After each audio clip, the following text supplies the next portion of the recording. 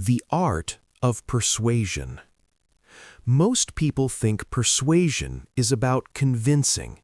They think it's about talking more, pushing harder, or sounding smarter. But what if persuasion has nothing to do with pressure at all?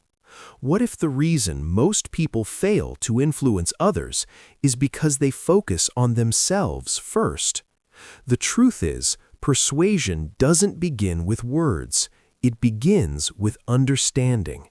And once you understand this, conversations change, relationships change, results change. The book is called The Art of Persuasion by Bob Burg. Bob Burg became widely known for teaching a counterintuitive idea that influence grows when you stop trying to take and start focusing on giving. This book became influential because it reframed persuasion as something ethical, calm, and relationship-based, rather than aggressive or manipulative. Many people struggle to persuade at work, in business, or even in personal relationships.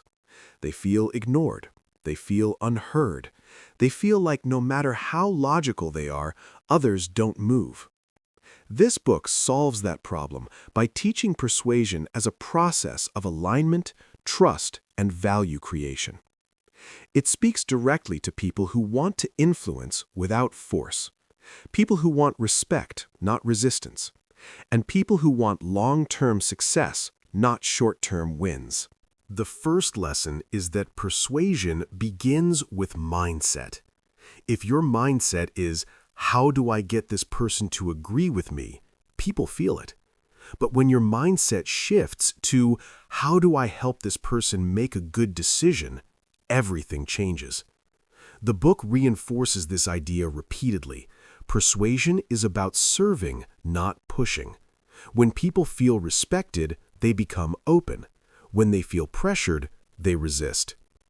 The second lesson is that people are persuaded emotionally first, logically second. Most people believe facts convince. In reality, emotions decide. People justify decisions with logic, but they choose based on how they feel. This matters because persuasion isn't about overwhelming others with information. It's about making them feel understood. When someone feels understood, they listen. When they listen, influence becomes possible. The third lesson is that listening is more persuasive than talking. The book emphasizes that great persuaders ask better questions. They listen more than they speak. Listening signals respect. Listening builds trust. Listening lowers defenses. This lesson matters because most people are waiting to speak instead of truly listening. And when you listen deeply, people often persuade themselves. The fourth lesson is that alignment creates influence. People don't resist ideas. They resist ideas that feel misaligned with their values or needs. When you align your message with what already matters to them, persuasion feels natural. This is repeated throughout the book. Persuasion works best when it feels like cooperation, not opposition. The fifth lesson is that trust is the foundation of all influence. Without trust, no technique works. With trust, persuasion becomes effortless. Trust is built through consistency, honesty, and genuine care. This matters because short-term manipulation destroys long-term credibility, and long-term credibility multiplies influence. The sixth lesson on persuasion is about value, not advantage. The book reframes persuasion as creating value for both sides. When the other person clearly benefits, resistance disappears. People don't mind being persuaded when it helps them. This lesson matters because ethical persuasion builds relationships instead of burning them. The seventh lesson is that patience multiplies results. Persuasion isn't always instant. Sometimes it's a process. The book emphasizes planting seeds instead of forcing outcomes. This matters because pressure creates pushback, while patience creates openness. The eighth lesson is that confidence comes from clarity, not dominance. You don't need to overpower people to influence them. You need clarity, calmness and conviction. Calm confidence attracts trust. Aggression creates distance. The ninth lesson is that persuasion improves when the ego decreases. When persuasion becomes about proving yourself right, influence drops.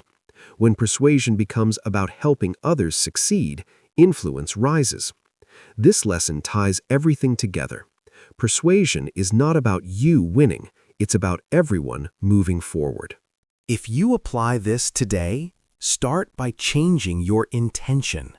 Before any conversation, ask yourself, how can I add value here? Most people ignore this, but intention shapes tone, words, and outcomes. If you apply this at work, listen before proposing solutions. Reflect what you hear, then connect your idea to their goals. If you apply this in business, focus on how your offer solves problems instead of listing features. Speak to outcomes, not specifications. If you apply this in relationships, validate feelings before expressing opinions. Understanding opens doors that arguments close. This is where real change begins. When you slow down, when you listen more, when you aim to help instead of impress. Persuasion becomes effortless when people feel safe, seen, and respected. The core message of this book is simple and powerful.